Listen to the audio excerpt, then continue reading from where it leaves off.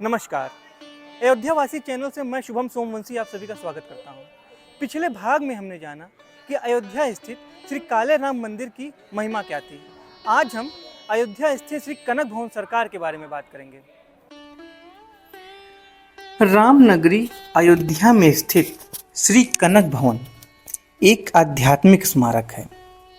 राम कथा के ऐतिहासिक परिप्रेक्ष्य में माँ कैकेयी द्वारा महारानी सीता को विवाहोपहार के रूप में दिया गया यह पौराणिक भवन आज भी द्वापर और त्रेता युग की कितनी ही घटनाओं का साक्षी है। मुगल कालीन अयोध्या ने इतिहास के कितने ही उतार चढ़ाव देखे, पर कनक भवन का स्वर्णिम सौष्ठव अक्षुण्ण बना रहा। आज भी राम भक्तों की आस्था का यह तीर्थ स्थल करोड़ों नर नारियों को आकृष्ट कर राम कथा को अपने ढंग से सुना रहा है। हमारी आज की पीढ़ी के लिए यह कनक भवन सांस्कृतिक विरासत का प्रतीक है, जिसका ऐतिहासिक गौरव और महात्म्य समझना सभी के लिए आवश्यक है।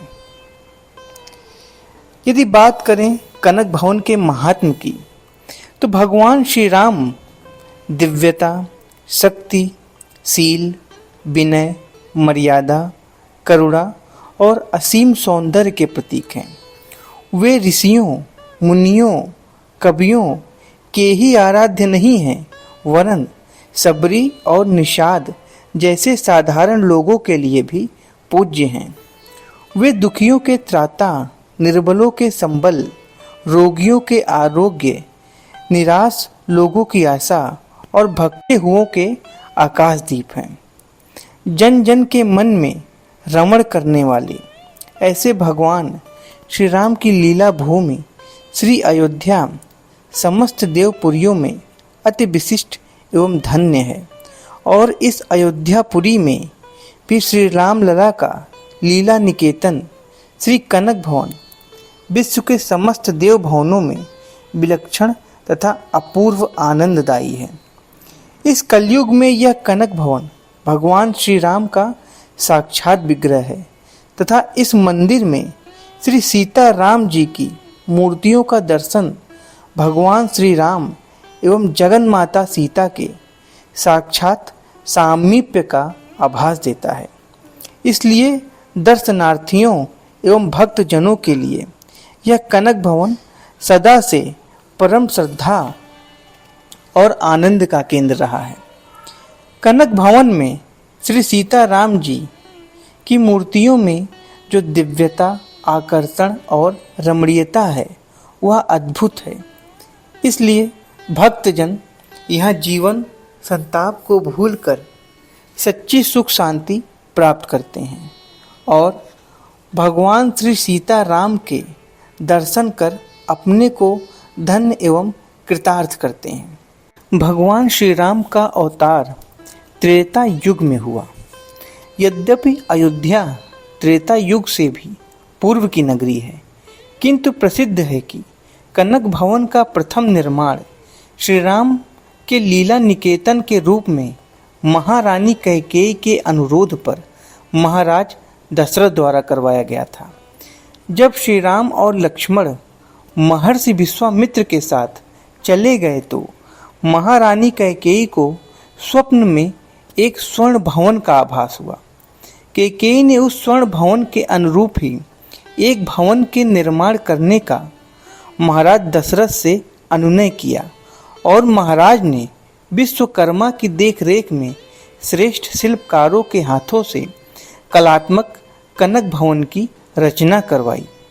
सीता स्वयंवर के पश्चात जब श्री राम भरत, लक्ष्मण, शत्रुघ्न जनकपुरी में विवाहित होकर अयोध्या लौटे तो महारानी कैकेयी ने उस नवनिर्मित कनक भवन को अपनी बहू सीता जी को भेंट कर दिया। इसके बाद कनक भवन श्री राम और जगन माता सीता जी का आवास बन गया और तभी से यह भवन आज सहस्त्रों शताब्दियों के बाद भी जनमानस का आराध्य स्थल बना हुआ है। त्रेता में भगवान श्री राम के बाद उनके पुत्र कुश ने कनक भवन में श्री राम और सीता जी की मूर्तियां स्थापित की, किंतु कालांतर में अयोध्या के राजवंश के पराभव के बाद अयोध्या का रूप बदल गया और इसी में कनक भवन भी जर्जर होकर ढह गया। कनक भवन से प्राप्त हुए विक्रमादित्य कालीन एक शिलालेख के अनुसार द्वापर में जब श्री कृष्ण प्रमुख तीर्थों की यात्रा करते हुए अयोध्या आए थे और कनक भवन के टीले पर पहुँचे तो उन्होंने एक पद्मासन देवी को तपस्या करते हुए देखा। तब टीले से श्री राम सीता की मूर्तियां निकालकर उस देवी को भेंट कर वे द्वारका चले गए। उस देवी ने कनक भवन का जीर्णोद्धार करवाकर वे मूर्तियां पुनः स्थापित की। इस प्रकार कलयुग के प्रारंभ होने तक ये मूर्तियां कनक भवन में सुरक्षित रही। कालांतर में महाराज विक्रमादित्य ने आज से लगभग 2078 वर्ष पूर्व कनक भवन का पुनः निर्माण करवाया। गुप्त काल में समुद्रगुप्त ने भी अयोध्या को अपनी राजधानी बनाकर कनक भवन का जीर्णोद्धार करवाया। लगभग 11वीं सदी में यवनों ने इसे पुनः ध्वस्त कर दिया।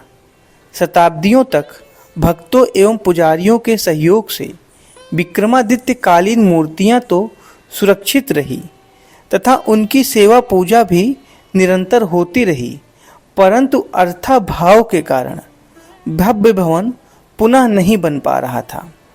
सन 1761 ईस्वी में भक्त कवि रसिक अली, जिन्हें जनक राज किशोरी शरण जी भी कहते हैं, अयोध्या आए। जब वे कनक भवन में दर्शन हेतु गए तो वहीं समाधिस्थ हो गए और कहते हैं कि उन्हें साक्षात श्री सीताराम जी के दर्शन हुए। फिर वे भी कनक भवन के जीर्णोद्धार में जुटे।